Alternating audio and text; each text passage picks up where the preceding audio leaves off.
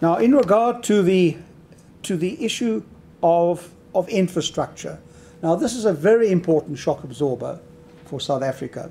But it's more than a shock absorber, because we know there are serious backlogs where the government is now committed over the next 3-year period to 802 billion rand to improve the infrastructure, and we support that. It's absolutely essential, coming back to the point of growth, employment, enlarging the tax base, seeking to move the economy along under difficult circumstances. There are two important aspects that we would like to mention.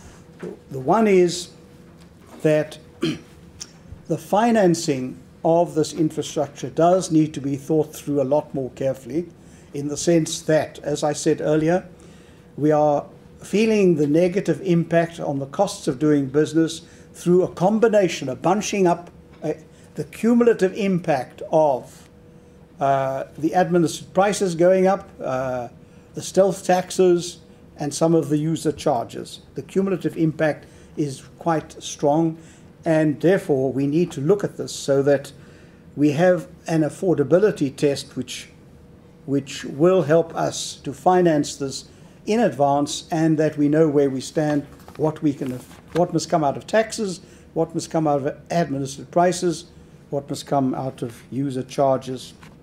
We need much more certainty and predictability there. That's the one aspect. The other aspect is on the delivery. And I think the feeling is that there are too many reports. Even in the mini budget, the minister said, I am distressed at the amount of funds that are returned unspent, especially from the local authorities, unable to invest them in the infrastructure that is the responsibility, in that case, of the local authorities. This is a very distressing situation, particularly now when you really want every rand to make its presence felt. It's not a question that, unlike some other countries, they've just run out of money and incurred so much debt. The money, we've already budgeted the money. It's there. It's a case of too much money chasing too little capacity. That's the problem we have.